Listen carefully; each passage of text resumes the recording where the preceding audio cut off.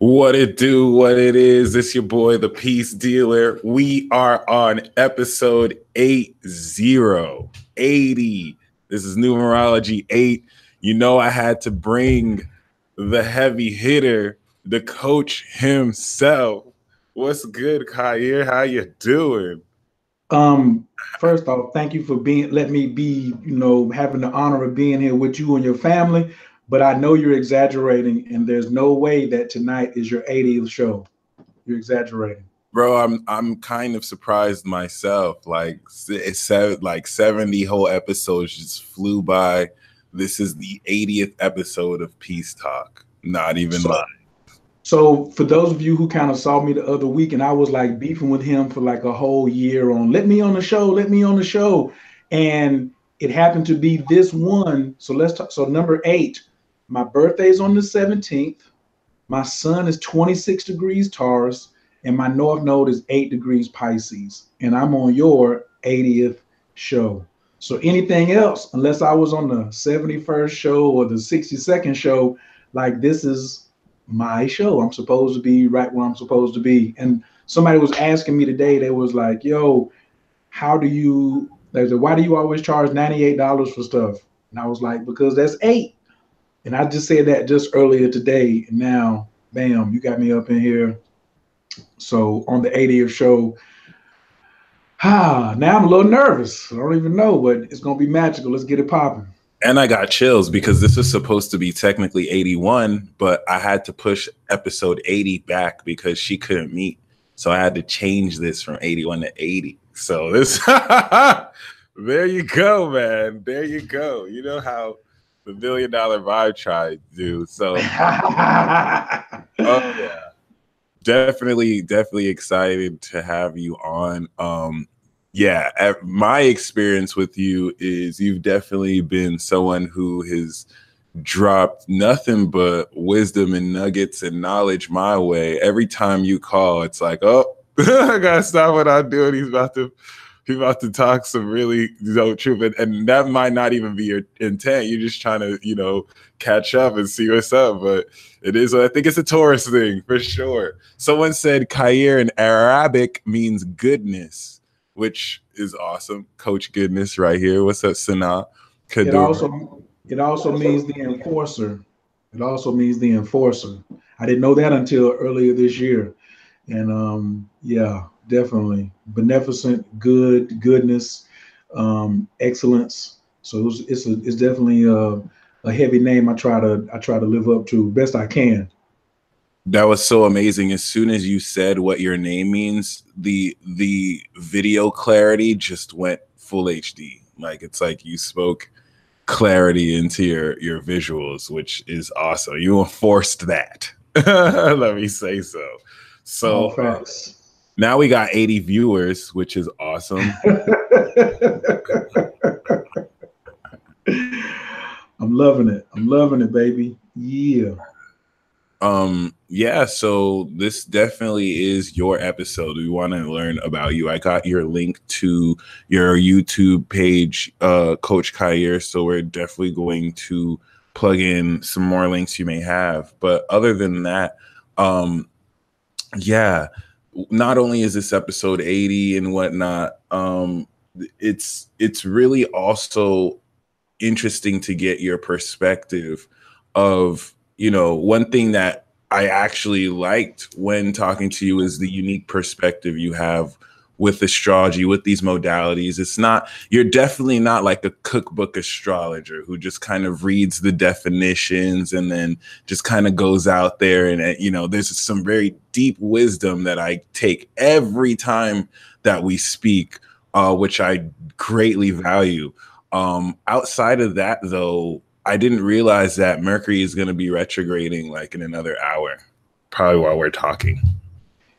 And I also have Mercury in retrograde in Taurus. So all of this, like, that's what I'm saying. Like, it's just perfect. I want to speak on that piece you just said about me not being cookbook. A lot of people say, Coach, how did you get here? You know what I'm saying? Or how much should I study? And I say you don't really need to study that much. You need to practice more. Study a little bit, practice a lot. study a little bit, practice a lot. And so mine has come from practical studies. I mean, practical application. So like when I'm studying people like you. I'm studying people like Leo King. I'm studying people like, you know, some of the OGs that I know in this game. And I'm getting the insight, and then I turn around and like put it directly into my life, because astrology is for problem solving. Like for me, my position is astrology is for relationships, but it could be because I got my North Node is in my seventh house. So like I look at everything as far as relationships. When people come and they say, man, pull a card for me, or look at this, or what is the, you know what I'm saying, what does the chart say? It's because they're looking for better relationships. Even when they're saying romance and finance, they want a better relationship with money. They want a better relationship with their partner. Um, or they want a better relationship with themselves or their children. To me, astrology is all about fixing how we relate. Even when countries go to war, what do countries use before they go to war? They use astrology. So for me, it's just about that practical application. I came from a very dysfunctional home. My mother and father started arguing, I guess, when I was 5 or 6. They got divorced when I was 12. So 20 years later, when I got into astrology, the third and fourth person chart that I pulled up was my mother and father. So it was my chart, it was my sister's chart, and my mother and father. I've been looking at like them since I started, to be like, what if my father would have known astrology, and what's the practical application? And also, I really don't like the butt talkers, the people who just quote to you out of books all the time. And then people are like, man, astrology is so hard. It's not that hard. It's not that hard. It's like, I don't know. Some cats came in and tried to make it really hard, but it's not hard like that. Not if you practice them. Yeah, or yeah, and to expand upon that, people who kind of build their career based on just reading the book, where it's a great pace to start because everyone starts somewhere, but you nailed it, man. Like if you're out there practicing what you learn and it starts to get ingrained into what you do, and bam, you know what I mean? It's something that just flows from you. But outside of that, for those who are curious, what are your sun, moon, and rising sign? They want they want me to give up the deets. They want the deets. Yeah. Oh man. I have to put a disclaimer in on this right here. And I'm just gonna live the way I live. I have to give. If you ask me for that, you might as well get all my stuff, because I Go don't want for somebody it. coming saying, yeah, I don't want somebody coming saying my rising is Virgo, my moon is Libra, and my sun is Taurus. And I say, where's your Mercury? And they say, I don't know. What do you mean you don't know? You know what you mean? That's how you think. That's how you communicate with people. You don't know where your Mercury is at. So stop going to astrologers and getting readings and only coming away with your sun, moon, and rising sign. So today I'm gonna introduce myself fully the way that you should introduce yourself when you come see Coach. You know what I'm saying? Or Mike, Mike probably would, but somebody would be like, nah, I don't want to hear all that. That's just too deep. It's not too deep. You know your social security number, you know your phone number, but you had all these positions before you got all of that. This is like your map. So from the back, my south node is 8 degrees Virgo. My north node is 8 degrees Pisces. Mm. My Pluto is in Virgo. My Uranus is in Libra. My Saturn is in Taurus, ninth house to be exact. Conjuncting my Mercury to be exact. Neptune, 29 degrees Scorpio. Holla at your boy. What up, Team Scorpio? That's right. Um, Jupiter is in Libra, 28 degrees. I just had a phenomenal, like some stuff that's going on right now with how Venus is sitting on my Libra, but that's another story. Um, Mars is in Gemini. Venus is in Gemini. For those of you who got Venus and Mars conjuncting in one sign, what up to the Magi's of the world? We the real high priestesses out here, high priests and high priestesses. Um, and my Mercury is in Taurus, ninth house, and my moon is in Libra, 14 degrees. What it do? What up, Team Libra? I love y'all. Y'all don't even understand how much I love y'all. And my son is 26 degrees Taurus in the ninth house. The full rundown. The full rundown. I like how you started with the South Node. I got questions already, bro, because I forgot that you were Pluto Virgo. So you Pluto Virgo with the 29-degree Neptune in Scorpio. That's a huge deal. So if I were to look at a chart of a psychic and I saw that, or if I were to test psychic ability and I saw that, it'd be like, oh, I need your insight, because that's not only opposite your sun, but Pluto's on your South Node. What's it like being a part of that, the end of that generation? Conflict, man. There's so much conflict because we're the last of a dying breed. Like even when Scarface said last of a dying breed, like all of y'all who came after that, like y'all are like, you know what I'm saying, more technical and stuff like that. Y'all really ain't really trying to go chest to chest like we do. Y'all don't really throw hands like we throw hands. But it's fun at this point. But it was a lot of getting peeled to the white meat. Yeah. The last of the real, I do agree as far as that's concerned. No, Pluto Virgo generation is it's something I want to study extensively while a lot of you are still alive as well. And having your South Node there on Pluto is such a rare configuration. I see that as like the absolvement of karma in certain senses. Like you could hit the reset button on certain people's lives, or I guess it's certain ways you live your life, which is very vague and surface level right now, but it's vague and surface for some, yeah, but not for me, because I love what you just said. I love getting the insight on what your psychic has, because yeah, man, I had to deal with a lot of fears out of my past. You know what I'm saying? I had to deal with transforming from my past, Pluto transforming, South Node past, and that was hell for a long time. You know what I mean? Like the Uranus opposition was probably the lifesaver. You know what I'm saying? So for those of you who think Saturn return is an MFer, wait till you hit your Uranus opposition. You know what I'm saying? But yeah, man, I'm really happy that I survived, man. It's a lot. I've been to a lot of my homeboys' funerals, or a lot of cats who I thought we were going to be together for a long time. They didn't make it. Like, look at the rappers who have Pluto and Virgo who are gone, or the entertainers, the Gerald Leverts, Heavy D, Jam Master Jay. The list is long. Your boy from the Green Mile, like a lot of them cats. You got to be careful with Pluto and Virgo, and I have it on my ascendant. So I really have to be careful with that, because I can be volatile at times. But what it taught me was, with great power comes great responsibility. Because I used to be real reckless, bro. I used to be real reckless. You know what I'm saying? That's like, I think that was what taught me that there's got to be a God, because I probably should have been out of here a long time ago. And it But just something was looking over me really good, even before I knew about ancestors and archangels and stuff like that.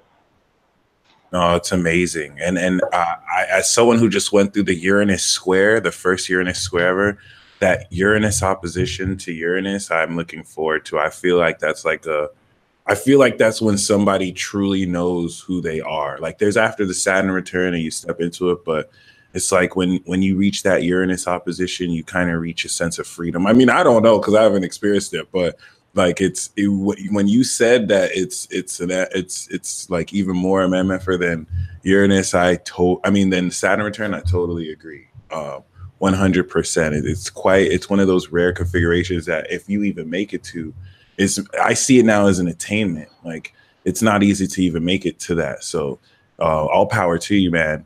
All day. And I've understood that all you South Node Virgos, it's like this is your last lifetime. Like the North Node Pisces is you're done doing all the work here on Earth. You're ready to go back to the higher heavens and teach the world these divine virtues, or it doesn't have to be teaching, right? Depending on the house, but it's made me look at North Node Pisces a lot more differently, and more abstractly too, which is really awesome. But yeah, what's it like being an Earth sign with an air moon? How do you deal with that dynamic? I don't even. I gotta be Libra air moon because I don't know about the Gemini air moon and the Aquarius air moon, but I gotta talk about my Libra air moon because I think it's a different dynamic. And I know, like I got a queen who I'm in love with. She has moon in Aquarius, but her joint is like totally different than mine. And relationships, man, it's been crazy. It's been really crazy in how I relate to people, like mentors, teachers, enemies, like everything with the moon in Libra is about relationships. It's all, and it's at 14 degrees, so it's like right there, like on the fulcrum. This is I'm the to me, I feel like I'm the epitome of Libra. It's like I wanted to be a Libra, but I came back with this Earth sign. But it's good because when I make a decision, I have to go with it. I'm very committed to cutting you off, or I'm very committed in being with someone. You know what I'm saying? So I've learned some extremes, and have also the air moon makes me a little too analytical sometimes, for sure, in relationships, like overthinking it. That's why I coach people on stop thinking so much. You don't have to think so much, yo. You ain't got to think so much in these relationships. Just chill, relax a little bit. You'll be all right. True that. I do like the dynamic you have with a rising that's mutable, a cardinal moon, and a fixed sun. So you definitely have all three major states, two double Earth and the air, similar to me. You got an Earth rising, Earth moon, and an air sun. So I like how you focused on it being a Libra air, because they're even though they're all air signs, it is incredibly distinct. Like the Libra moon is not like the Gemini or the Aquarius moon, like maybe in terms of thinking, but not necessarily in terms of how they think. So I totally agree with that. That's amazing. One thing that I really appreciate greatly about what you do is especially with Saturn and your sun and your Taurus energy, like you ground a lot of these higher metaphysical concepts. You make them, you're all about manifestation, which I really appreciate, really bringing this to a real sense. And one of the series that I've seen you do this very practically in is the Moon Magic series, manifesting with the moon cycles. Khayr is one of the geniuses who knows that if you track the cycles of the moon, you're going to be on point. You know, as long as you know what's going on. Could you expand on that? You want me to vent a little bit right here? You got the floor, man. Oh, man. There is a little feedback. It's a little feedback right now, but it's going in and out. But I'm sure that it'll go away. So, man, moon magic. It's like if you went to get a car and somebody told you about the tires and the windshield, but they wouldn't let you look at the engine, or they wouldn't let you look at the heat or turn the air conditioner on or roll the windows down. There's 8 phases of the moon. The moon is feminine. If you want to deal with women, even if you are a woman and you don't understand the phases of the moon, you're done. So if somebody's like, that's why I said this little crappy moon magic books that they put out here about the new moon and the full moon and the red moon and the pink moon. Like in the 1700s, nobody was talking about no damn pink moon or no blue moon. Now it's kind of damn Instagram phenomenon to get followers and likes. Yeah. Like, go ask these people, are they even astrologers? Ask them where their Mercury is at. Ask them where their Pluto is at. Ask them any of the aspects they got in their chart. Yeah, ask them where their South Node is at. They have no idea. And most of the time when you look it up, especially on astro.com, they just show you where the North Node is at. They don't even know basic math. Guess what? The South Node is exactly 180 degrees opposite of your North Node. So moon magic, man, for me, every phase is a ritual. Every phase is a behavior. Every phase lasts 3.5 to 4 days. I've been practicing it since 2008, and that's how I got here, yo. That's how I got here is following the cycles of the moon diligently. Like that's how I plan my goals out. Like like where we're at right now. Like I always know where I'm at on the floor. And most of the time when people are in chaos and think it's normal, it's not. It's not normal for you because if you don't know, the powers that be do know, and then they're controlling you because you don't have the simple formula. So for 8 years, I taught a course called Moon Magic 28, and nobody asked me for the formula. And like this year, I decided to teach the course and give away the formula. I don't want to like because every month I had to look up the dates and change it because the full moon doesn't fall in the same sign every month. The Yeah. full moon doesn't fall on the third every month. The Yeah. new moon doesn't fall on. And then what the hell is a waxing gibbous or a waning gibbon? What the hell is that? The hell is that? Like we astrologers, why are we using astronomy terms that don't give us any indicators of what we're supposed to be doing? So the moon, the 8 phases correctly are planning. Guess what you do when the planning phase comes around? Plan. Planting. Guess what you do when the planting phase comes around? Plant. And that's planting your ideals in the subconscious. That's when you meditate and watch a movie on what your goal is. That's when you start to guard against negative influences. Then what's the new moon? What do you do during the new moon? You are not supposed to set new intentions on the new moon. The new Mm. moon is the third phase of the moon. So you're already The new 7 moon is days the late. third phase. It's the third phase, brother. It's the So third what's the phase. first moon? What's the first phase? Planning, right? The first phase is planning. Gotcha. So for Michael, some of y'all gonna catch this. The rest of y'all go sign up for the course, moonmagic28.com. But always subtract 7 days from the new moon. Ah, gotcha. Subtract 7 days from the new moon, and that's when you start planning. That's when you say, "This is what I want." That's when you The start third getting quarter. ding, ding, ding, ding, ding, ding, ding, ding. And so then what do you do after the new moon? Do you wait 14 days until the full moon? Hell no. There's other behavior that you have to do too. That's like buying your girlfriend or buying your partner a present on their birthday and don't get them anything else until their next birthday. Shit, you're gonna be in trouble.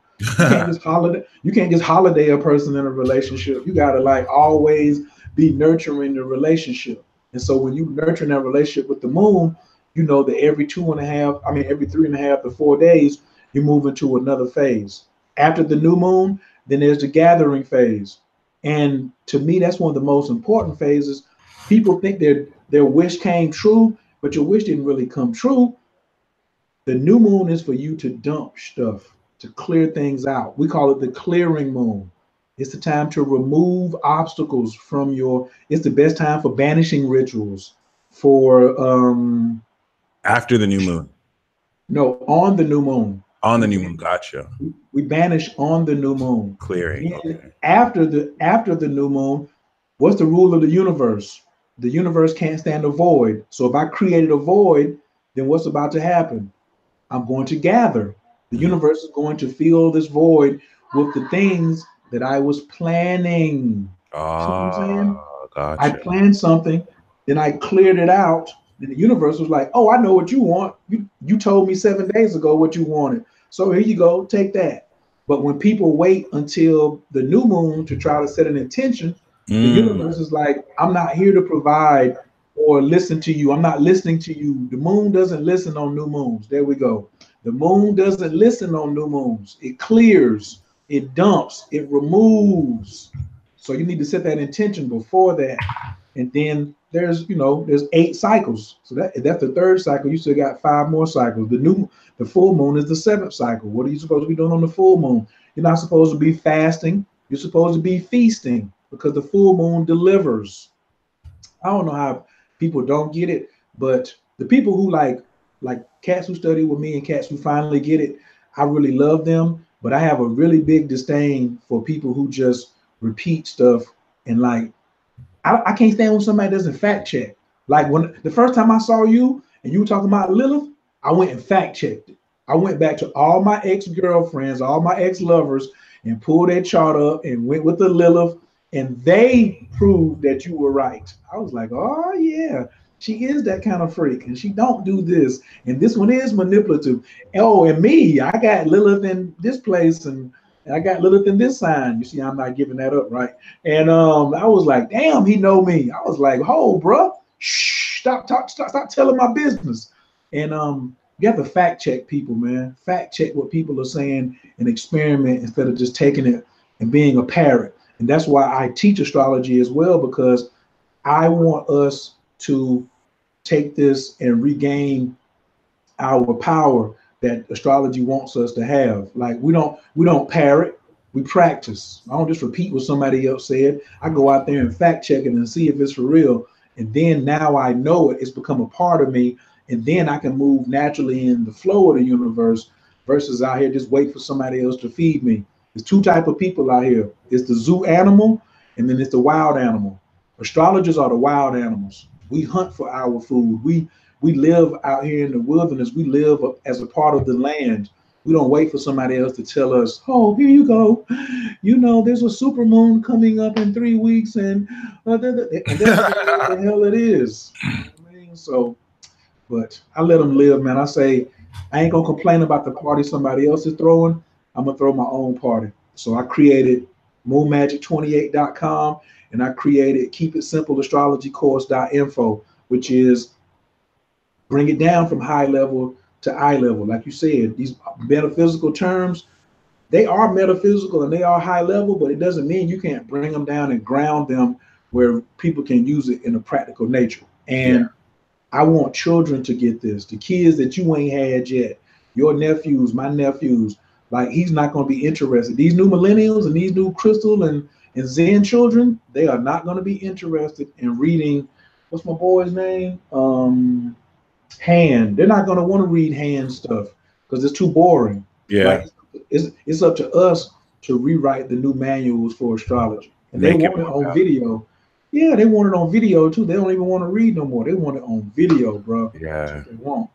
So I do understand that waning comes after the full moon, and it waxes after the new moon up until the full, and then it wanes until the new again. And very well done. So you plan before the new moon, you release on the new moon, and then you make way for it to come until the full moon, and then you basically just redo it. You take the crops on the full moon that have harvested, you take what you need, and then you release again. At that 7 days later, at that third quarter, you take what you need, and then you plan, and then you release what you don't need. So now, mind you, Peace Dealer made it seem real easy because he's a scientist. His intelligence is on another level. So don't think it's that easy. I mean, it is easy, but he got it right there. But I also, like, there's still four other phases. So there's the planning phase, the planning, planting, clearing, gathering, seeing, leading, doing, using. So and then we rinse and repeat. And like all that's in the course of how to use these, how to get the dates, how to make, like all my folks, they have the moon calendar all the way to 2020 already mapped out. That's a beautiful. And that's how we eat the elephant. You know, people that's they got these big ass goals, right? But they don't know how to eat the elephant. They got elephant goals and the elephant appetite, but they don't know how to eat the elephant one bite at a time. So the key with Moon Magic is 2 goals per month. If I can complete 2 goals per month, then guess what? In 13 moon cycles, I got 26 things completed. Ask yourself, how many friends do you have that got 26 goals completed last year? Shit, cut it in half. How many people got 13 goals completed last year? Not many. Yeah. It's all about the timing, bro. It's all about the timing. How do you feel like Saturn on your sun taps you into? I know it's a Saturn moon. I just be unconsciously on point, like with the timing. Like I'll just be at the right place at the right time. Do you feel like you're more conscious of that? Or is it different since it's in Taurus? Nah, bro. Like I get even more restrictions. Like I don't get no days off. Hey, the toughest question that a person ever asked me is, what do you do for fun? What's that? Was Saturn sitting on my sun and sitting on my Mercury? What do you mean? I try not to think so much. That's what I do for fun. Stop. I try to free your mind and the rest. I don't even know. Like even before I started studying astrology, I used to go to poetry, and I used to go up there, and they would just play a beat behind me, and I would just sing that over and over again. Free your mind. So like because it sits on Mercury tighter than it does on my sun, like I have to focus on the Mercury part first, like having a discipline of the mind. Like Napoleon Hill said, you gotta like, this is my mind and I'm in control. Or I'm supposed to be in control of it. So man, it's I'm gonna tell you the challenge in it is if I choose wrong, then I'll stay on something for far too long. I'll be dedicated to something. Like if I was still in church, I'd be a Jesus freak. I Yeah. wouldn't care what kind of science you had because I have already made up my mind and I put my weight behind it. I put my Taurus sun behind it, and Saturn is like, okay, I'm gonna back that energy. But Saturn gave me a lot of discernment. So to have discerning value, discernment is Saturn, Taurus is value. To have discerning value has been the plus, brother. Woo! Thank you, Black Jesus. Yes, yes, yes. Thank you, Black Jesus. God bless Yeah, Black Jesus. Black Jesus. And I know him too. His name is Slink Johnson. He stay in LA, and that's my homeboy. So talking Way. about, yes, Slink Johnson. He funny as hell. If he ever come to Vegas and do a set, you want to be there. But yeah, man, Saturn on my sun, it works differently in Taurus than it does for the rest of you people. Now, you people who have Capricorn suns, God bless you right now, because y'all going through some major stuff that I ain't going through. Yeah. I don't want to go through that. I don't want to go through any of that, what y'all got going on. You know, like, I don't know what y'all did in a prior lifetime, but they getting it now. What I did. They getting it now. Oh, yeah. Oh, yeah. Oh, and that goes for not only you young ones between 27 and 30, but you older ones from 57 to 60. Y'all catching it now too. Don't try to run. Do not try to run. Don't you thought you got away last time? Shit, it's back now, buddy. Yeah. Woo. I'm glad. Then I was just gonna say real quick, like with everybody else being home, like Saturn is such a tricky boy. Like Saturn says, I'm gonna come home. Hey Jupiter, why don't you come home? Hey Neptune, why don't you go home? Hey Uranus, for a second, why don't you go back home? You got like all the gangsters at the crib right now. Yep. And you don't want to do right. Listen, if you got chaos in your life, it's because you living without integrity. Before I call them the four gangsters, like the moon, Mars, Venus, and Mercury. They just runners. They runners. They carry out orders. Yeah. But the big boys from Jupiter on back, yo, they got all the smoke. All the smoke. All the smoke. And then how funky it is. Look how Capricorn met Pluto. I'm sorry, look how Saturn met Pluto in Capricorn. Just like he didn't, like as if he needed some extra enforcers. Oh yeah, Pluto, that's my boy. He got my back the whole time I'm here. What's up? He got here before I did. He's here while I'm here. And then when I leave, he's still gonna be here. He's still gonna be here. Yep. Finishing up the touches. They had that mutual reception while Saturn was in Scorpio holding it down while Pluto was holding out Capricorn. So now they're back there like, let's have our board meeting. Oh yeah. So also you folks with any of the nodes in Capricorn or Cancer, y'all ain't getting away with nothing either. I don't care if you're a Gemini moon, Sagittarius sun. if you got North Node or South Node in Capricorn or Cancer, guess what? You better tighten up. I know you'll be calling me soon. I know why you on here. Yep. I know why you on here watching. It's okay. I know it's chaotic. Ain't my fault though. Ain't my fault. I ain't picked that chart. I picked my chart. You know what I'm saying? Like hella karma y'all got to deal with right now. Good God. It's incredible. It's like they have to make the hard decisions that other people want to put or sweep under the rug. You know, when you're forced to make a decision on a controversial topic that you're not trying to talk about, and then it just comes in your face out of nowhere. And it's like, you know, if you answer one way, you're pissing off some group. You answer another way, you're pissing off another group. You don't answer, you pissing someone off. So good luck, North Node Cancer. So in this one, I got to give a shout out to one of our mutual friends. She's a big fan of yours, Ty Phoenix. And nice. We were building on this. Anybody with any Capricorn influence right now, your keyword is evolution. You see how he's trimming his fingernails? Yeah. Saturn is pulling those out. He's pulling them slowly by the cuticles, pulling you must evolve. Like you don't have any, like I got a couple options. Mike may have a few options, other people may have a couple options. You don't have any options. Like you got to evolve because you're going to be the one, because look at how much we need integrity in the world right now. We out of integrity. Like the world does not have integrity right now. So all of you who have to evolve, and some of y'all gonna get punched in the throat. Some of y'all might not make it. I ain't trying to scare nobody. All those people who've been talking smack on the internet and won't keep that same energy in person, you're gonna learn today. That's the thing. Like, that's when you were saying like Pluto Virgo is the last of a dying breed. Like, you couldn't do that in the Pluto Virgo generation. You couldn't do that when Pluto Libra was young. Like, you couldn't the way people talk reckless online, you could not do that back then. It's a wrap. Like, we'll put some pause on it.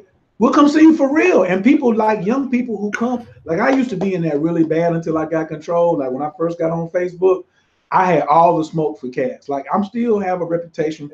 People remember me from those days, and they like are on the edge of their seat. Like somebody come to my page and like start some smoke, and then everybody will be like, "Uh-oh, Coach getting ready to give them the whole business." And I'd be like, man, delete, block. I got other things to do right now. Yeah. However, if they come in my DM though and they won't smoke, it's a massacre. It's a massacre. Like, I don't. For real. Yeah, but I am one of those dudes who will jump on the plane and come see you though. I'm not. I will give you an address where you can meet me. I will give. I'm not gonna keyboard kung fu. I have a black belt for real, for real. Yeah. I'm not getting jumped no more. You know what I mean? So. I let people know where the meetup address is. If you got Jupiter's in my 7th, so anyone want problems, you can come see me. We handle it. I'm a $1 billion vibe tribe too. They'll stop you out with me. It's all good. I knew it was the reason I like your ass with your Nigerian ass flavor. You know what I'm saying? Like I gotta be around somebody who got hands. And I got Mars and Gemini in the 10th house. So I will put hands on you. Oh, definitely. Well, see, what I like about Mars and Gemini is before they put hands on you, they can just use their words as a weapon and just finish you with like a sentence or two. If you still want to fight after that, like if they didn't crush your pride with the stuff they said. Yeah, no thumb thugging over here. Yeah, mine's real. So, Coach, what inspired you to get onto this spiritual path? Like, how did you start your YouTube channel? How did you know that this was what you're meant to do? And how did you even get into your martial arts background as well? Well, how did Spirit call you onto this path? Are the feds watching? Oh, you know it. Like the real story. I was in the trap house.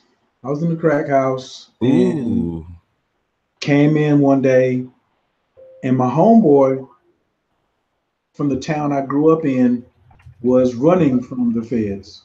And we was like, yo, leave that town and come stay in this town and let them, you know, out of sight, out of mind. And he was sleeping on the couch.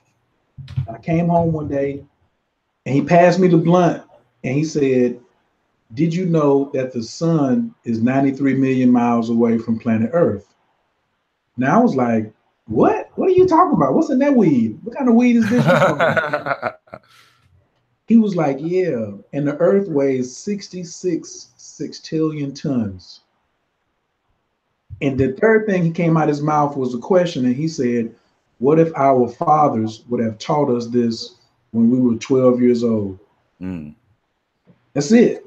That's it. I've been on it ever since. Like that day, I became, to me, I wanted to be a better father than my father. You know what I'm saying? Like that was the reason I wanted to be on the spiritual path, because I'm looking at my life. I got a pocket full of dope. I sell crack and weed. I got guns.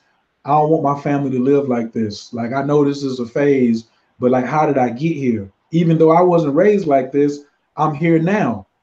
And what would have happened if my father would have taught me these particular sciences?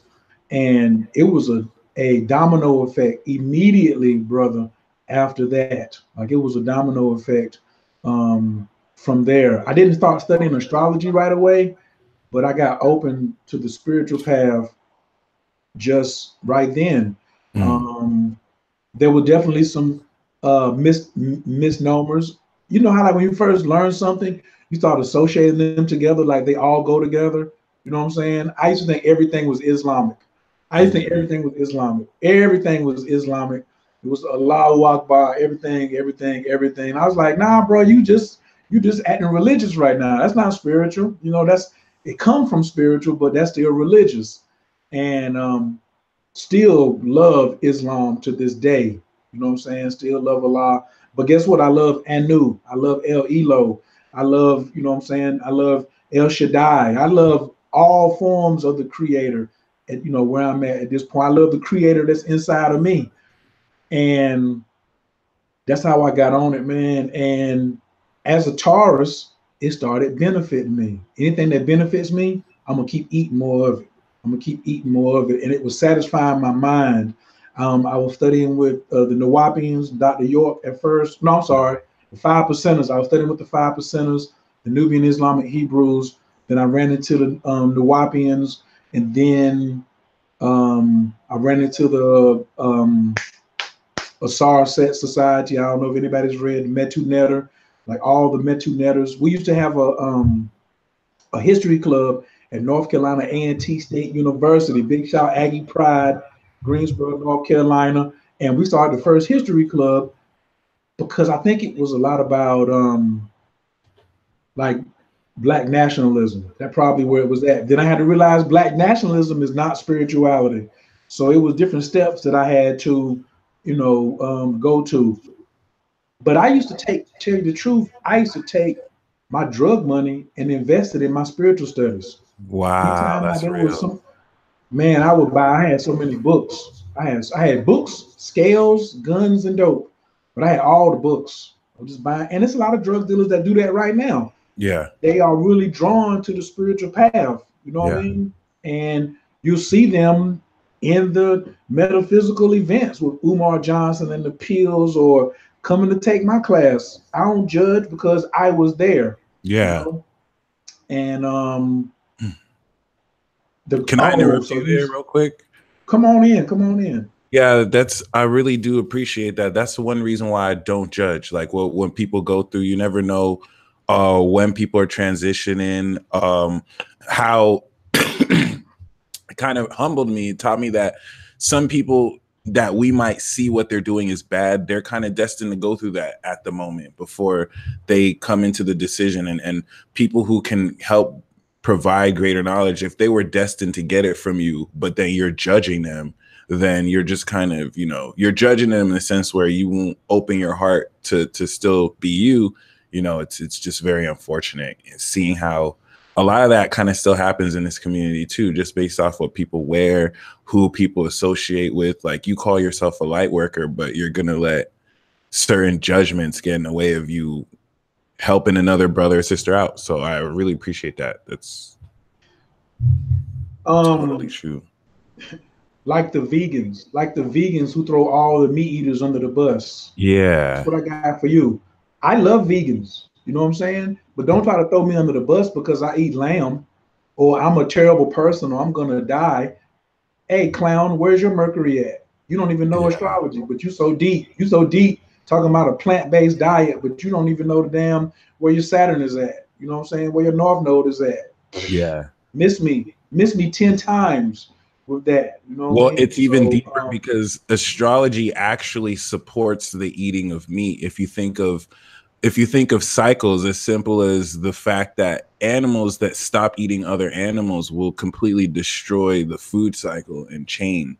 So the whole notion of like human beings eating animals is not only like a not wrong thing, it's completely natural. But I've learned it as like, you know, when you're so passionate about the preservation of animals, it's a very youthful, passionate argument. People just kind of go red because in their heads it's like, how dare you do something wrong? So at that sense, I can at least empathize with them because I know they mean well, but it just comes with maturity. You know what I mean? Like, you can't just throw people under the bus because they don't believe certain things. Someone said, don't do it, Mike, you're going to lose followers. And I agree, like, this is a sensitive issue. Certain people kind of lose their shit. Like, it's extreme. If you eat anything that's not plant-based, you know what I mean, they'll just kind of dismiss you and write you off. And I mean, I won't stoop down to that level and hate back on them because they're unknowingly kind of perpetuating that cycle. But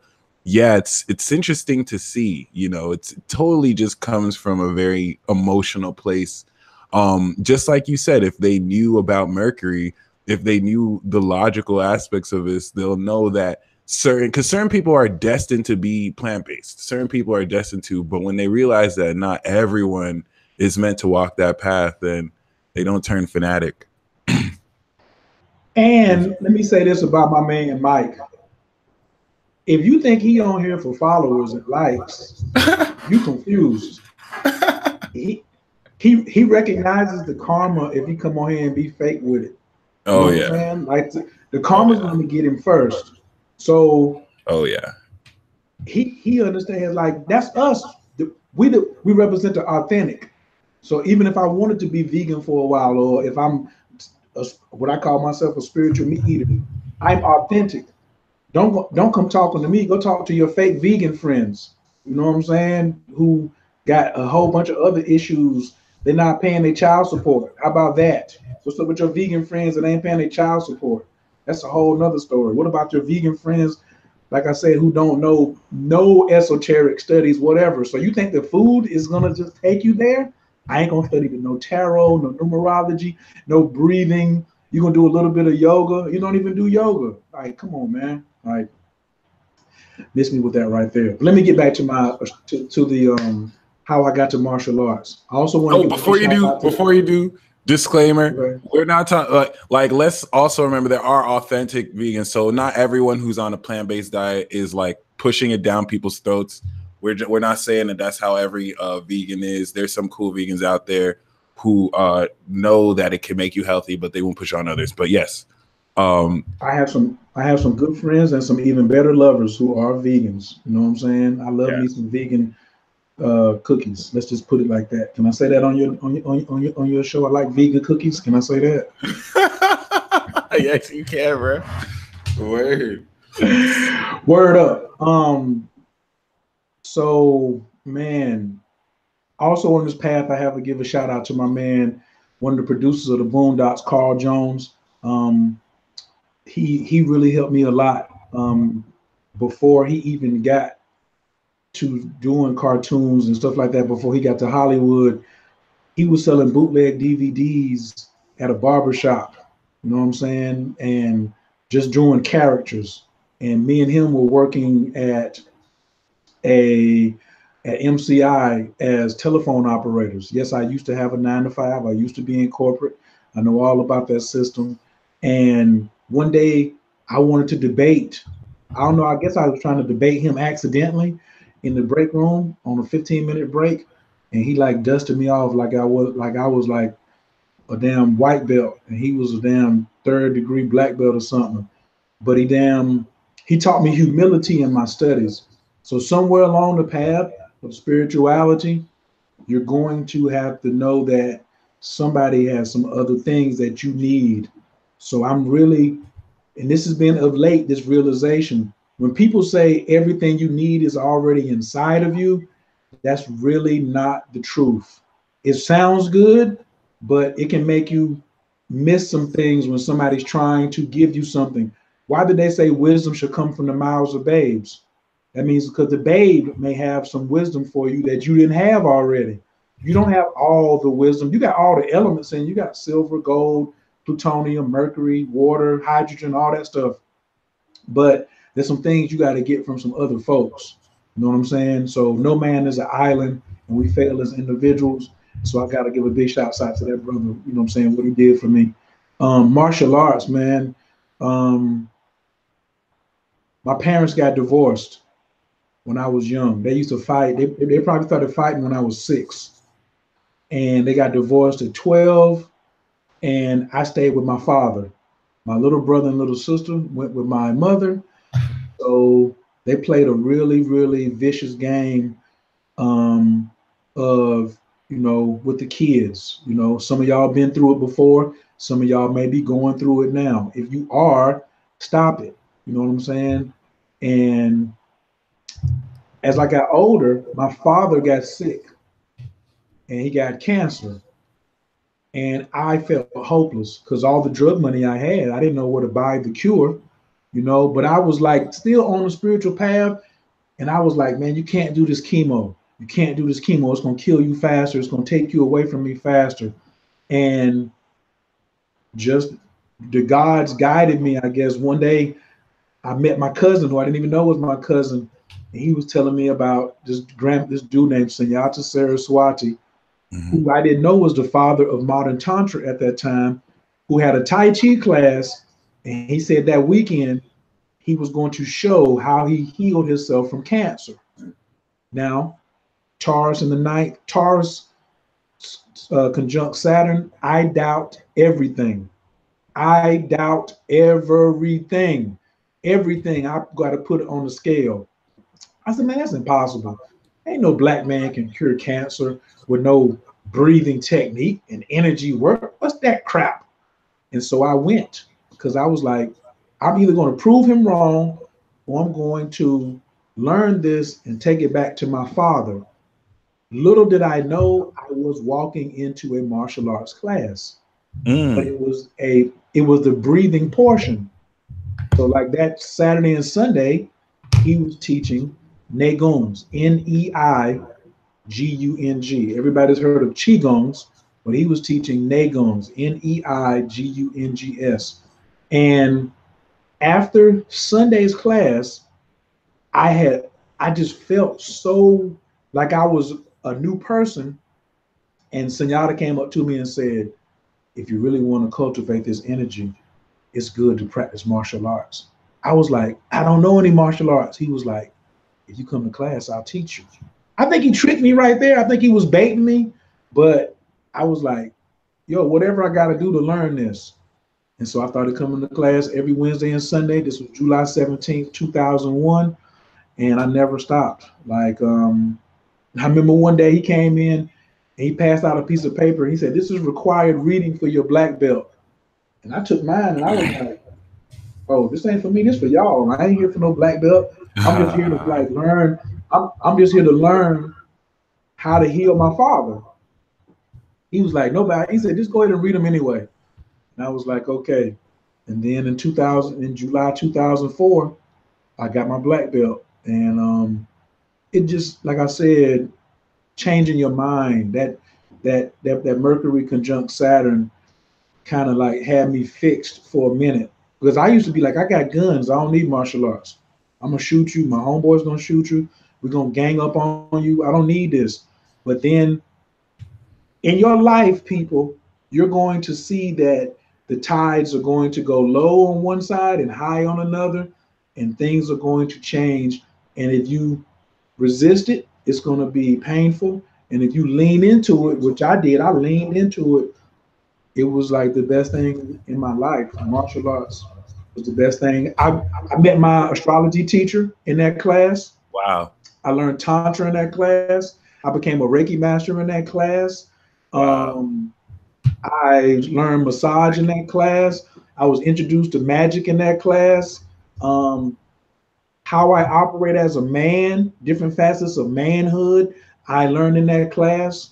And so there's going to be points in everybody's chart, I could say in your life, but your chart is your life because the planets are transiting your chart and that are going to like give you an opportunity to change. That's why I don't always say it may not make you change, but it's going to give you the opportunity or a gateway for you to walk through there and do that change. And I'm an unashamed opportunist. I didn't know I was then, but when I see opportunities, my ass be jumping because I got Pluto in the first house. I don't care. So what? Let's go. So yeah, that's how I got into martial arts, and it's just been wonderful. You know, it's been wonderful ever since, yo.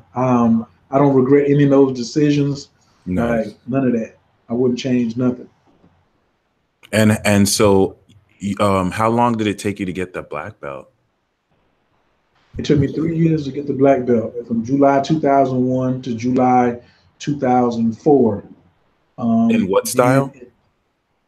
Tai Chi, Bagua, and Shin Yi. Tai Nice. Chi, Tai Chi is and actually when you get when you get a black belt, you get a black belt in the system of the grandmaster that you're studying with. So if I go to a karate class, I don't have a black belt in karate because I haven't studied karate. Gotcha. And if I go to another grandmaster who teaches another style of Tai Chi, I can't, my black belt doesn't hold that type of weight in that style.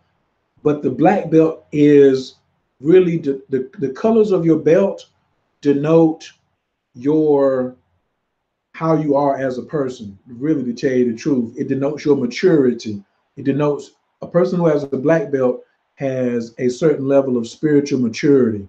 So that's why I encourage people to put their children in martial arts classes so they can learn spiritual maturity and let them learn astrology and chess and robotics and stuff like that.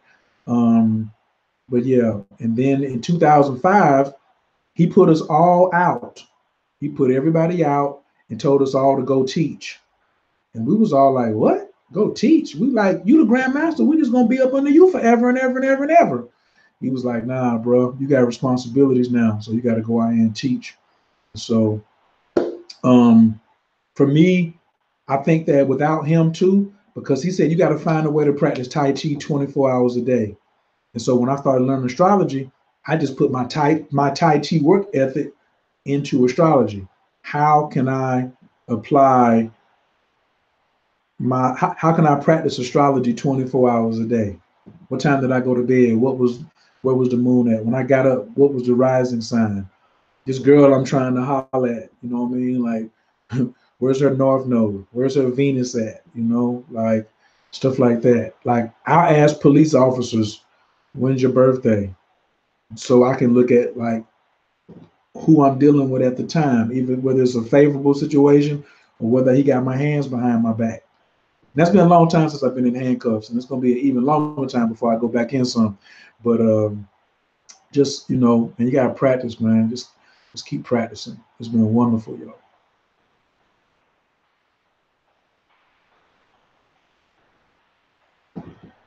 Oops, did the sound go out?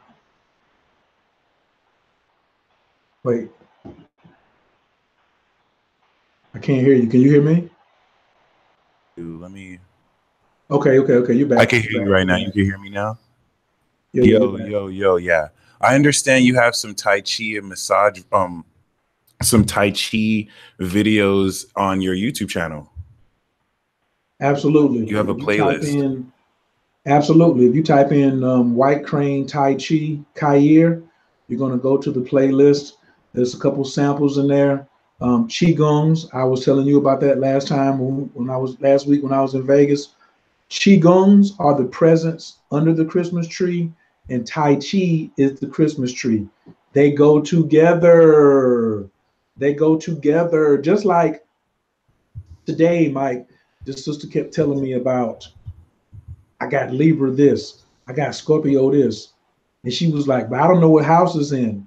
Then damn it, you ain't studying astrology then. Stop trying to separate it and just say, I got these planets, I got a lot of stuff in Scorpio. That's not studying astrology. I ain't got nothing in Aquarius. Yes, you do. The house is ruled by Aquarius. You don't even know what house is ruled by Aquarius. What are you talking about? You know what I mean? So I was very frustrated about that. And that's how I get when I hear people saying they know Tai Chi, but they don't do Qigongs. It goes together. It's socks and shoes out here. So if you go to a class, I'm gonna tell you like I told Mike, if you go to a class where they're doing Qigongs and they ain't teaching Tai Chi or vice versa, just bow, put your hands together like this, bow, get your money back, and roll out. If they ain't putting in the same class, some clown stuff. I'm good at my profanity tonight. I ain't gonna go ham. What, other than that, though, any kind of stories you've had doing readings? Any like crazy consultations or any ones that stick out?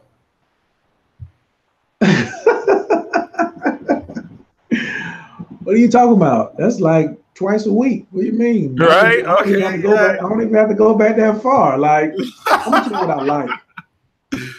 Oh God. So my specialty is relationships and strategy, right? Those are my specialties. So a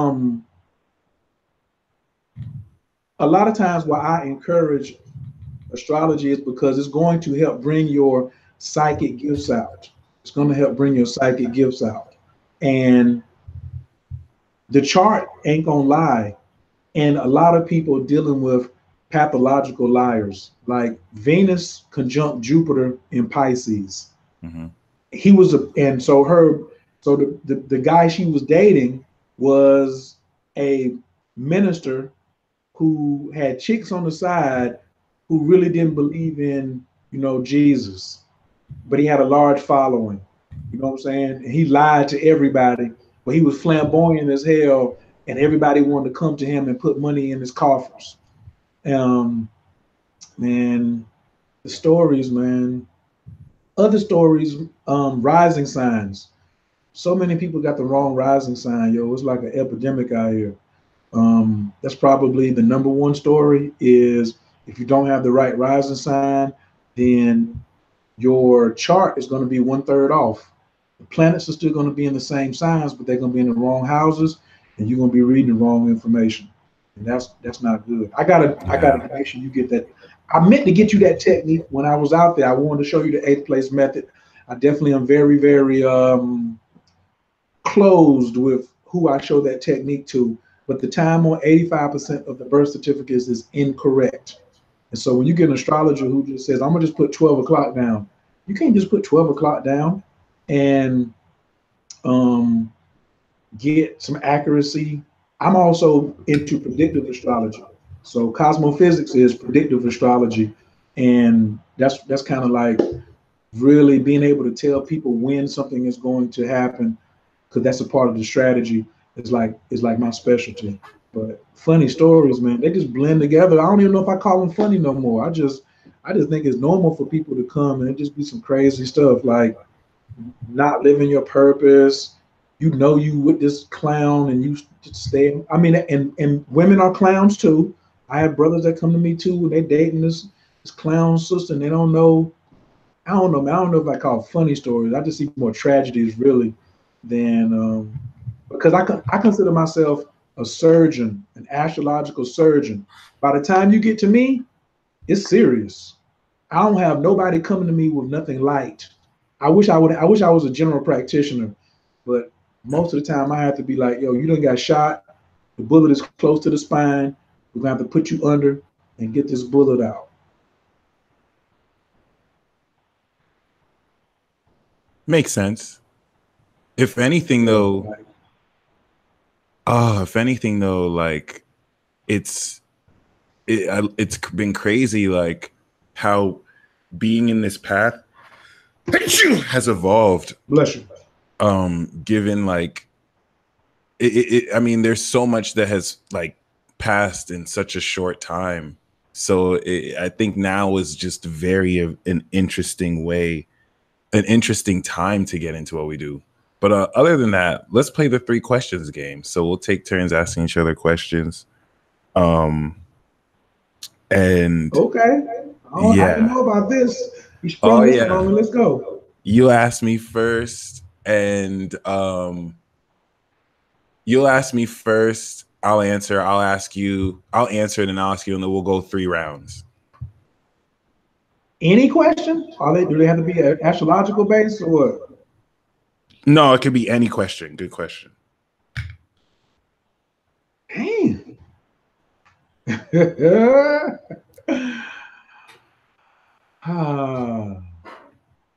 Man, I don't want to waste these right here. There's so much stuff I could ask you that I want to know. What's your favorite? My damn Bluetooth and my Bluetooth just died. Wait right there. Wait.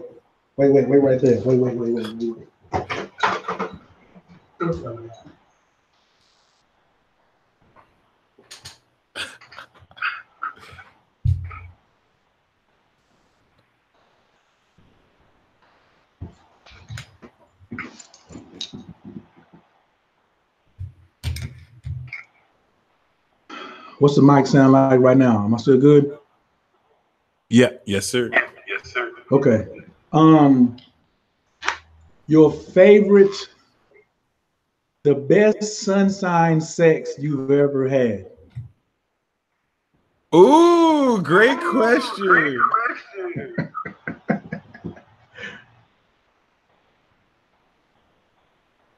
Okay, so oh, I see there's an echo. So the best I've had sex with. Do you have an echo on your end? No, but that's because like it's coming through my other speakers. I'm trying to find something else that no, I don't hear an echo personally, no. All right, it's cool. Do you guys hear echo on your end? Or is it just me? All right, screw it. So the best let me see if I can fix this. The best sex or sign that I had sex with was on accident. It was with a Taurus lady. My friend is a Sagittarius. At that time, he was serving some stuff. Hold on.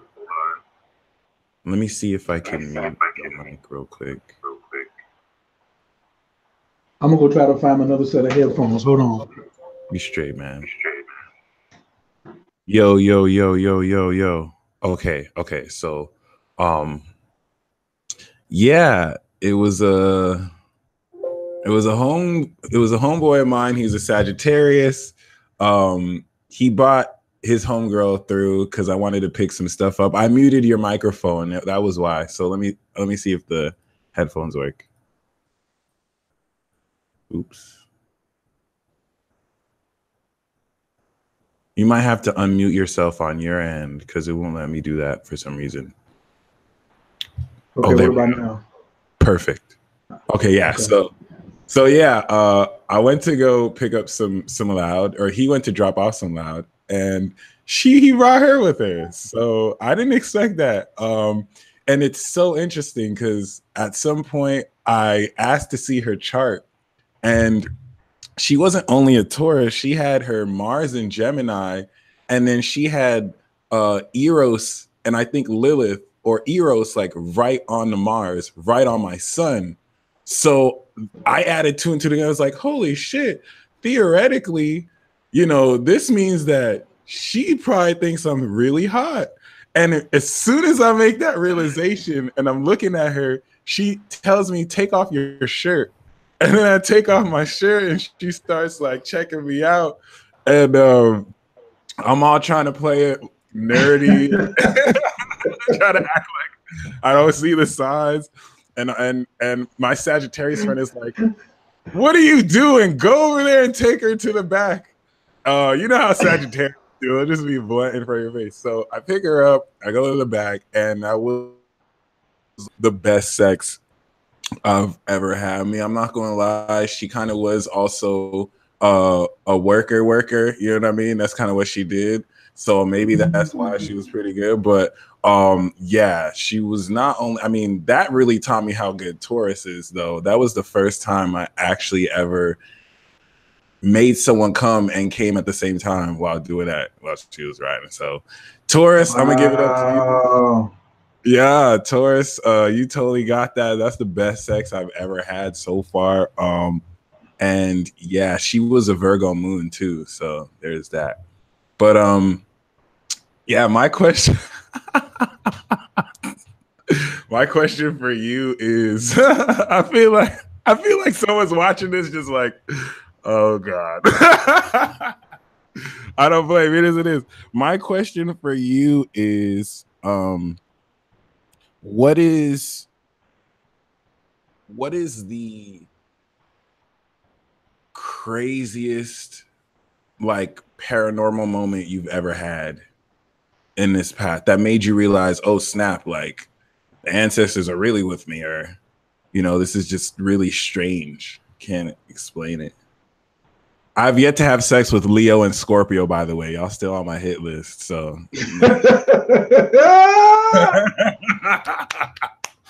so any Leos or Scorpios, you know. Hey, that's some good. Those are some good goals right there. You got. Those are some great goals you have right there. Yes, yes, yes. Man, biggest paranormal that I have experienced thus far on the spiritual path.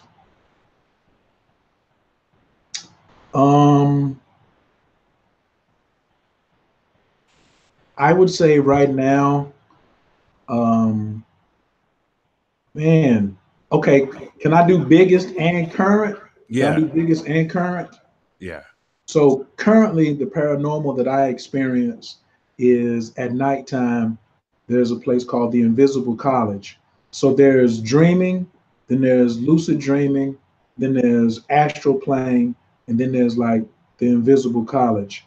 And me visiting this place to learn and to teach is probably the most profound thing that happens to me on a regular basis. People telling me that I'm in their dreams. People like I've never met before. I'm talking about like I know them on the internet maybe or something like that. And this happens at least twice a week. Somebody says, you were in a dream, you were teaching this class, or we were doing this adventure together. And realizing that that's not some like figment of their imagination. You know, I don't even tell all the people who I meet in different places. You know what I'm saying? Like to me, that's like the most constant thing. And when I started this particular level of magic that I'm in right now, studying with Dr. Gibson, when I started taking magical items and putting them under my pillow when I went to sleep, not only just crystals, but wands, zohars, different books of power, medallions, things like that. It just started getting crazy. But the most profound one was when I was initiated with the Cobra breath, and I was we had to sit. We were in the martial arts class and was being initiated into the Tantric Kriya Yoga Society, and I was doing this breath technique, and Sunyata was sitting right across from me, and he was doing his hands. He was pulling like this. He was pulling, and I could feel and see him pulling something from my lower dantian, from my navel, like below my solar plexus, and nobody else could see it. Like everybody was in a circle, and I was in front of the teacher, and I could feel this, and it was as real as I've ran into a barbed wire fence on a motorcycle. So I know what real. I've been in several car accidents. I've dislocated shoulders. It was as real as that, man. Now I was just like, what is this? You know what I mean? Like, and it was him removing a lot of negative karma from me. And like it blew my mind for days because to even imagine that that was even possible, yo. And my life, like for about 3 or 4 months, was just going really, really, really, really good. But I didn't realize it was my responsibility to keep that high vibration. I thought I could just go back to doing fuckery. You know what I'm saying? And I wouldn't pull any of that karma back. And boy, that didn't work as well. I mean, that didn't work at all. And so if you get a spiritual cleansing, ladies and gentlemen, that thing is not for life. Like you have to make sure that you don't go back to those. It's just like cleaning your credit up. Yeah. If you get your credit up to 750, your credit can come back down to 550. Trust and believe that. True. Trust and believe that. So that was that's probably my biggest but like at my house, I have a very extensive altar room. So it's always something going on in there. Like glass break or something fall, or the cork pop out of a wine bottle, seeing stuff out the corner of my eyes, like tons of things. No, I meant come through and watch the video. The video I text you. So my friend I sent her a text to watch to like let her know I was on your show. And like she just walked in, you know what I'm saying? Or a cute Capricorn self. Yeah. Did you think I meant come to the house? I said, I just got off from work. Oh, okay. So all I seen was come through. No. Okay. Click the link and you'll get it. All right. I'll see you later. All right. Bye. I love Capricorns too. My goodness gracious sakes of life. Oh, I feel you on that, bro. I feel you on that. That's my fifth house. That's my fifth house. So my fifth house just walked in. So I've had sex with the Cap woman, but it doesn't count. So I'm still. It was back in college. It was a horrible experience. So I don't want that to count for Capricorn. This is not. You know how like people complain about their bad Gemini experience, and we're like, don't treat all Geminis like. It was like that with. Yeah. It kind of. I'm gonna say. So I don't want that to count for Cap. I feel like if any Cap's trying to go down that train too, let me know. Mike out here shooting shots out here. Y'all go ahead and give it up for Mike, man. You can't. It was like Mike Loki. Tone said Cap women are creepy, and yes, sometimes they are. They totally can be. I'm a Cap moon. I could be creepy too. So like our creepiness kind of works together like an Addams Family thing. But yeah, they can. People act like Scorpio woman will stalk you. No, a Cap woman will stalk you. She really, really watch you. Like you just won't know. You just have no idea. It is what it is though. But I don't know if she's still here, so I ain't gonna comment until she like get home and text me she's at home. So I don't have any comment for that right now. Yeah. A devil card, like someone said. But we're on round 2 now. Round 2, I get to ask the peace dealer, man, which one came? Oh well, because I need yeah. How did you begin your astrology journey? Because I don't know that. You told me about the tarot, but I don't know how you started astrology. So what's your this is how I got started on astrology journey.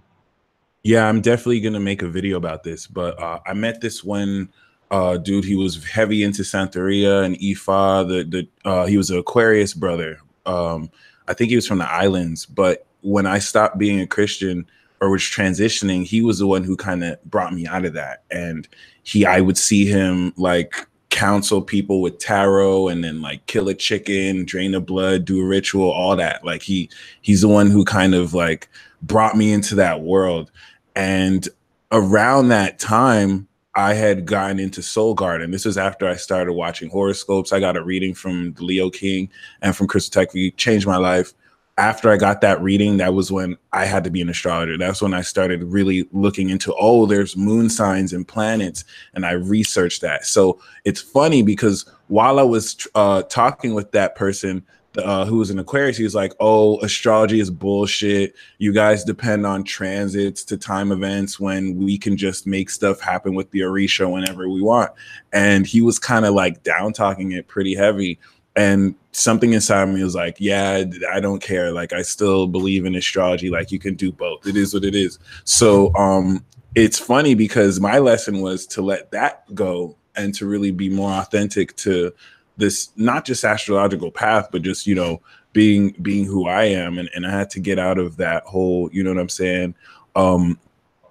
It was of course, while Jupiter was in my 12th coming into my first, so it was a really murky, weird time. But yeah, after he left the picture and I was on my own, that's when I started to be more astrology fully. I started reading tarot. And yeah, that was when before, like, people who were day ones knew that before I was the peace dealer, I had my Clear Sight YouTube channel. That was when I was just doing like tarot horoscopes for the signs before I started making like videos. And it was my other Aquarius uncle when I went to Kansas who convinced me, like, yeah, you don't need to do this astrology. Why is it both Aquariuses? My North Node. He was the second one who was like, you don't need to do astrology. Like, if you don't tell your mom this, but we have a fraternity back home in Nigeria, you know what I mean? If you get a college degree, I'll bring you back there. I'll show you the real power. And he told me to, like, you know, stop what I'm doing. I had deleted my YouTube channel because I kind of believed him. And my heart hurt. Like, I don't know why it hurt too. It's not like a water sign thing where it's like, oh, I just felt a sharp pain in my heart. It hurt really bad. I didn't know why. And it wasn't until like a couple of days I just created the Peace Dealer channel when I started again.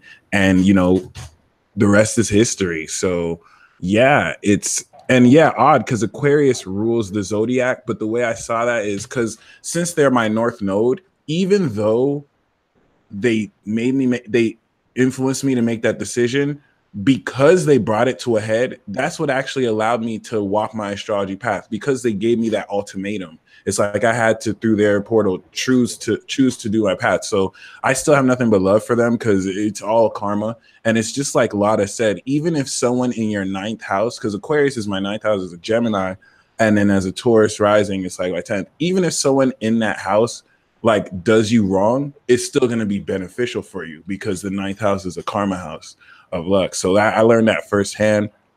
That was around the time that I could either like delete my Peace Dealer channel or leave his house. And I left the house. I got a free trip to Cali out of nowhere. The angels looked out for me, and I started making the Planet and Signs videos, which little did I know would really, you know, put a lot of people on, you as well, when I made the Lilith series. So yeah, definitely grateful. Tiffany Hall, thank you so much for tipping. I'm going to save the super chats for the transit talk we're going to have in like 20 minutes. So my second question for you is, what are your 3 favorite zodiac signs, and what zodiac signs give you the most challenge? Oh, my 3 favorites. Well, as a Taurus, first off, Team Libra. I love y'all. Team Pisces, like those 2 right there. Oh my God. Like Team Pisces, Team Libra, and I have to wait a minute. Give me, because you didn't say attracted to. You said my favorite, or you said favorite, right? You could do attracted to though, but yeah. No. Favorite. Yeah. Man, you getting ready to make me lose some followers right here. You know what I mean? Like, I love all y'all, but if he pushing me, I'm gonna have to say, of course, you know, like, it's just something about them Libras. It's definitely something about them Pisces. And wow, favorites, man. Dang. I would have to go it's crazy because I want to say Scorpio and Leos are tied for my favorites, but Leo makes my challenging list. Like Leo makes my challenging list and comes in fourth on my favorite list. You know what I'm saying? Aquarius is number one on my challenge. Numero uno, Aquarius. They are at the top. They got it on lock. They're trying to get the number 1 and 2 spot for most challenging. Virgos, as much as I love them, they're all in my face. Like if you're a Virgo rising and you meet a Virgo, oh my God, like they want to correct. And like, especially me being a teacher or me having, Sun and Saturn in the 9th house, I don't really do a lot of correction well unless it's self-correction. But when a Virgo comes along, I'm like, man, even though Senyata was a Virgo, Dr. Gibson's a Virgo, I've had some magnificent Virgo lovers. It's just like on the bottom end, they just be bugging me out. So I think Virgos are probably my 3rd most challenging. Aquarius is number 1. Damn, let me go around like it's off the top. Yeah, Leos, but I'm attracted to Leos. I don't understand it. It's my 12th house, and I just got an affinity for them jokers. Like Leos can get this business, they can get this work. Everyone's attracted to Leo, I've learned. Even the ones who hate. But it's a hard square. It's a hard square. You know that like 2 fixed signs. Yeah. It's a hard square. The sex is bananas, but it's tough for me to have a longer relationship with Leos. Yeah. So those are is that my final answer? Yeah. Those are probably the most challenging. I think that I want to add this category. To me, the most enigmatic, the enigmas of the Zodiac to me, to Khayr, are Sagittarius. I really haven't figured them out yet. I know them, but I haven't got them figured out. Like everybody else, I kind of got figured out. I don't really have Sagittarius figured out. And then coming in at number 4 for my favorite, I got a Cancer. Like my water signs, damn, that's not even fair, yo. I took all water signs. Is that even fair? Because I'm an earth sign, I just took all the water. That ain't right. Right. That makes sense though. Makes sense though. Yeah. And Geminis, y'all are not crazy. Y'all are not challenging to me at all. Right. Gemini is probably my funnest sign. Gemini is the funnest sign I defend Geminis like I'm a Gemini. I don't let people talk about Geminis. I don't do that. That's what's up. I don't do that. I love me some Geminis. That's what's up, man. If anything, a lot of Leo women that I talk to, it's common for them to say they usually get with Taurus men. I've been noticing that. At least their first partner too, but that's interesting. Studying this. I think we're on round 3 though. We're on round 3. It's on me. This is my question. Yes, sir.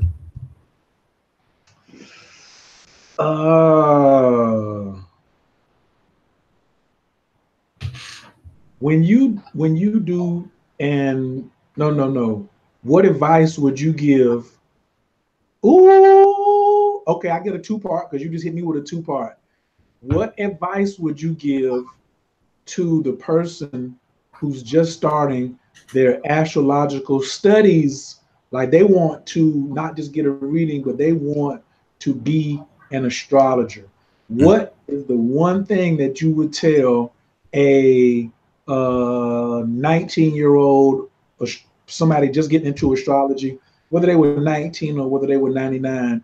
What's the one thing that you would tell them that they need to start with? And what's the one book that they need? Yes. And what's the book? What's your least favorite astrology book too? Well, I do not have a least favorite astrology book, so that's a really good question. The question that I ask everyone at the end is, what advice do you have for newcomers in this field? So I love that you asked me that.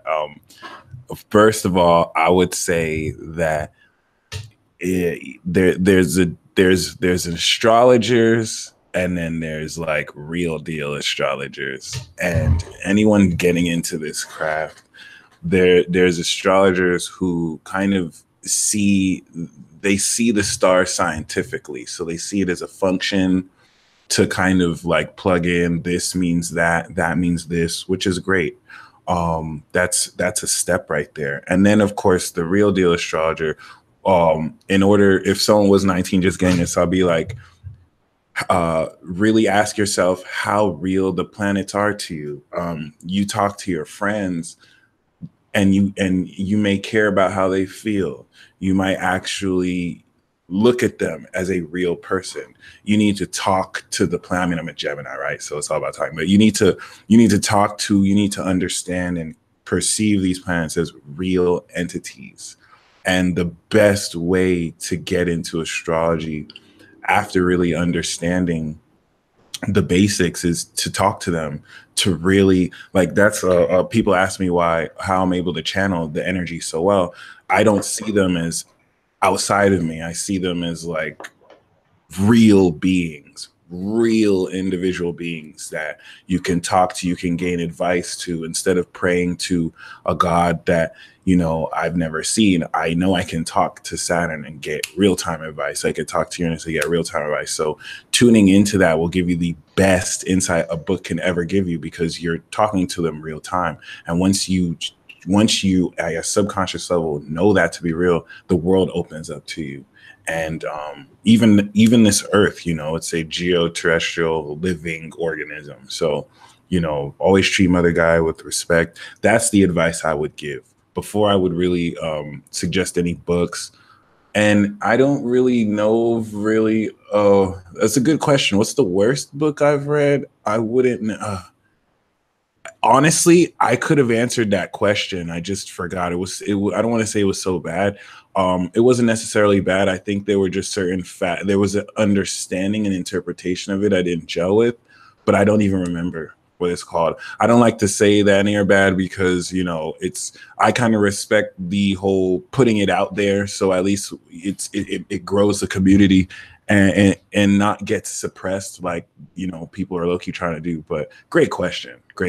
That's more of the advice I'd give. And my question for you is, wait, you didn't give me your favorite. You didn't give me your favorite book. Oh, I didn't give you my favorite book. Yeah, you didn't give me your favorite. I care more about the favorite than the one you can't stand. Good question. So I'm just hoping that you're not going to say my least favorite. But I know you're not. I know you're not going to say my least favorite right now. I still need to read. I don't think I have a favorite book. I mean, my favorite astrology book or spiritual book? Astrology right now. Astrology. I'm currently Astrology Realized by Nadia Shah is good. I haven't finished it.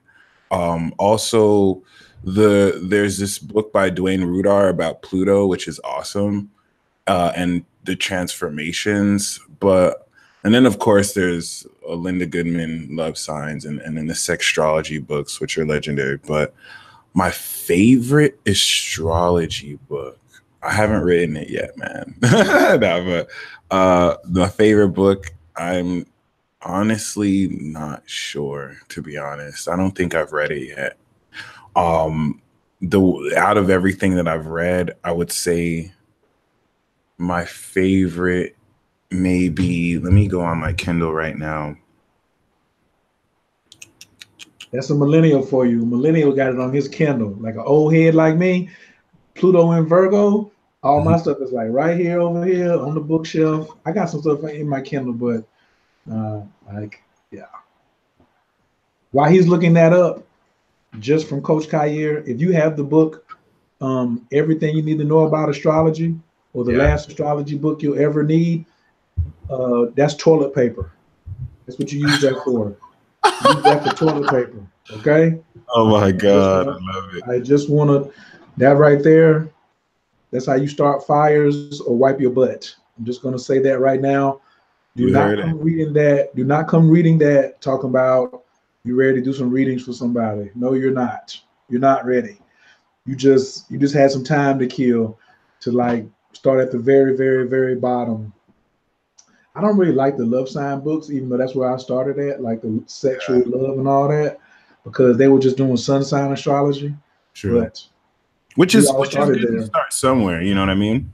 And it wasn't written by Dwayne Reader. It was actually written by Stephen Arroyo. It's called Astrology, Karma, and Transformation. But honestly, brother, I do not have a favorite astro book.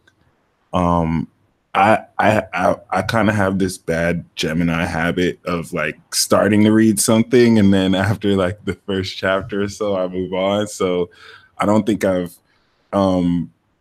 really kind of delved into extensively many of them.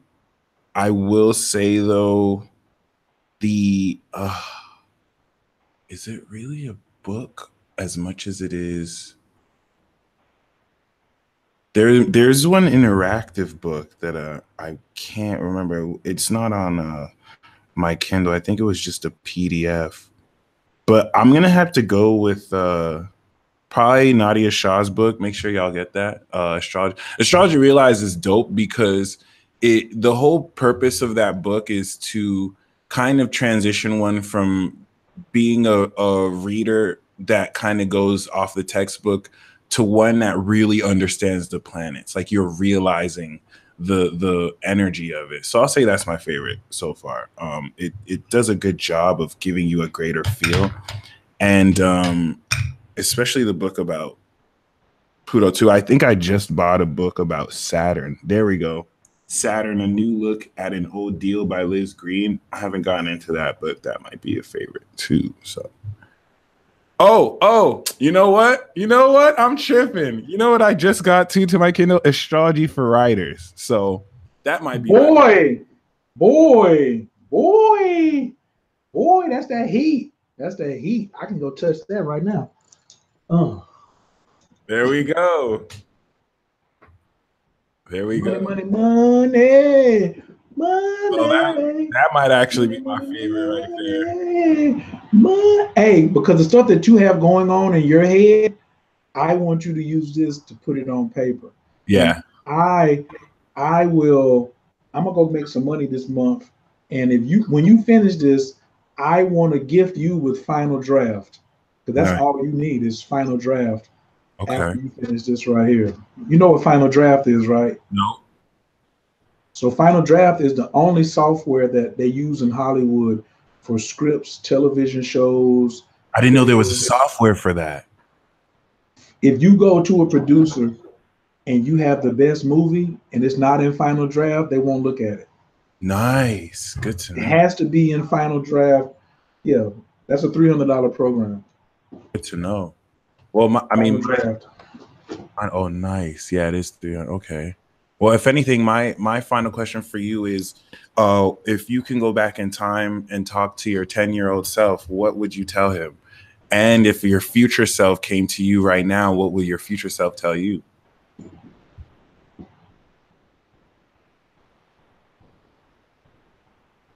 My future self would look at me and say, "Stop bullshitting," because my future self, his name is Best Self. My future self is my best self.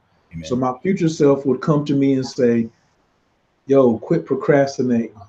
Like, we need you now. We need you now. Go ahead. Like, you can do it." That's what my future self would probably tell me. And if I was to go back to when I was 10, boy, you're going back to a real volatile point in my life. That's when my parents was doing the most arguing and bickering. It was like trying to break up. I probably would introduce my 10-year-old self to meditation. Nice. Out of everything, because I have an 11-year-old nephew, and I want to give him everything I know, and he don't give a damn about it. Not one drop. He is not interested at all. But he's interested in meditation. You know what I'm saying? He's interested in crystals. And so nobody really came to me when I was 10 and cared about me and what I wanted at that time. So I don't even know if I would tell my 10-year-old self something, because everybody was telling my 10-year-old self something. Nobody asked me what did I need right then, or Yeah. what did I want. Everybody thought they knew more than me. And Yeah. if I was to tell him something, I would introduce him to my North Node affirmations. Nice. That's what I would have done. I would have introduced him to Pisces North Node and sat down extensively and just told him about let go and let God. It's not your responsibility. That's what I would have told my 10-year-old self. None of this is your trip. None of this is your fault. And none of this is your responsibility. Work on your relationship with God. That's it. And when you get older, try not to smoke so much weed. Yeah. I don't smoke. I don't smoke anymore. But boy, did I put a large investment in that particular industry before it was a legal industry. And I would tell my 10-year-old, because at 10 I couldn't stand smoke. My father smoked cigarettes. Everybody around me smoked. Yeah. I was just like, nah, not me. But yeah, me. So It happened. it definitely happened. It went all the way there. Yeah. Yeah, that was fun. That was challenging right there, man. You didn't tell me it was gonna be challenging. There were three tough ass questions. Put you on the hot seat, brother, man. Okay, I gotta start one of these shows. I gotta have an episode 1. Interview series, right? Yeah, like I have it on my blog talk. Anybody who wants to see any of Coach Khayr's interviews, I'm over on blog talk because I'm old school. We did radio before YouTube was popping. Oh, that was another question you would ask me, like, how did I get on social media? Yeah. That would also go back to Carl Jones, because he used to stay with me, and then he moved to LA to work on the Boondocks. And then he used to call me and tell me what was going on in LA. And he would say, this is next. He was like, you need to get on Twitter. You need to get on Facebook. You need a MySpace page. You need a YouTube channel. You need a better camera. Like, so Carl Jones, I have to just give it up to him. If y'all have ever watched Thugnificent on the Boondocks? that's his voice. He's playing Thugnificent. Nice. That's awesome. And he discovered and piloted the first 8 shows of Black Jesus when Aaron Magruder had whatever that other label was. He was trying to do that before he sold it to the Cartoon Network.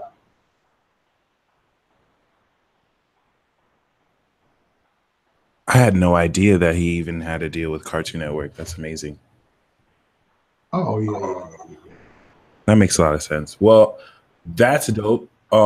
Thank you so much once again for joining. We're definitely going to have you back on for future talks. You already know what it is. So what I have the link to your YouTube channel down below. How can people reach you, and what services do you offer? Man. Okay, let me put this small disclaimer. So I'm very easy. Tiffany found my phone number on Facebook and she called me. And I was like, girl, how you get my number? She was like, your number's on Facebook. So I do answer the phone. I don't tell people, like, I don't say everybody should call me, but that's cool. But the services that I offer right now are on CoachKAstrology.info. CoachKAstrology.info. But I'm pivoting right now, Mike, because of my new discovery of human design. And I just have to keep saying, oh my God, oh my God, oh my God, about human design. Yep. Also, I don't want to be known as Coach Khayr the astrologer. Am I a master astrologer? Damn right. But I'm also a master shaman. I'm a master healer, but I'm a master astrologer. I'm a master strategist. What does it say? I'm the master of the unfair advantage. Yep. All of the kings in history, all the presidents, all the emperors came to people like us for counsel. And so you're a king, you're a queen.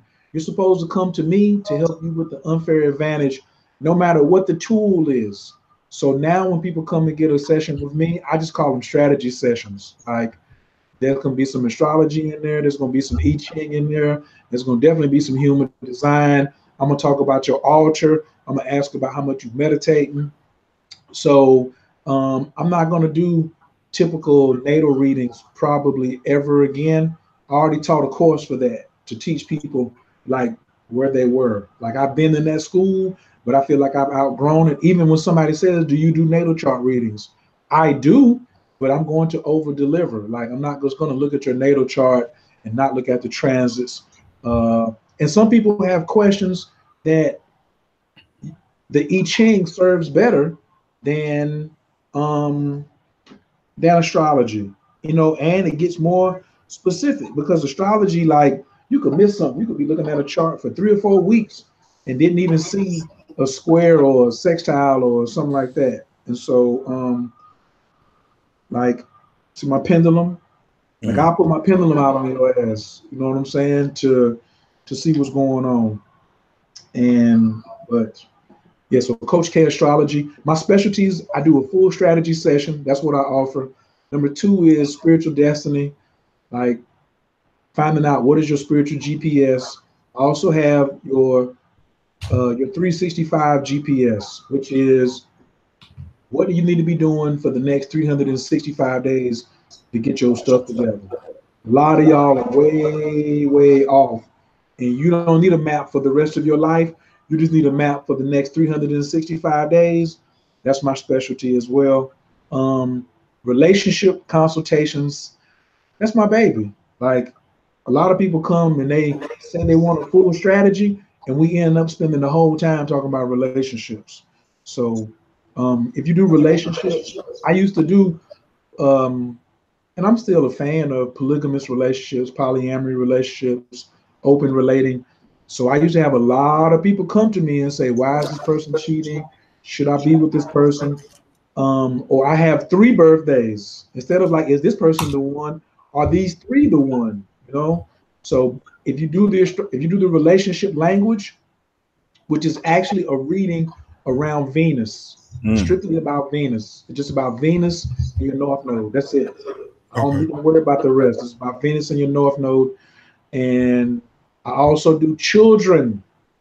I believe that you should be getting, after you get your chart done, guess whose chart you should get done next? Your child. Because most of us are raising our children out of fear of the things that we don't want to happen. I don't want this to happen to my child because this happened to me. Well, guess what, bozo? Your child has his own chart. And I did call you a bozo because your child's chart don't look nothing like yours. Yeah. Your child's chart don't look nothing like yours, and you sitting there driving your fear perspective and your anxiety perspective into your child, and your child could be a billionaire sitting up under your roof. You got a billionaire up under your roof, and you sitting there talking about, I ain't gonna let you do this because my mama didn't let me do this. So like, nah, man, get your kids chart read, and not by me only. Let me do it. Let Mike do it. Let several other astrologers do it. Ask me for references. Like don't just leave and be like, I got a reading from Coach, and you don't need a reading from somebody else. Yep.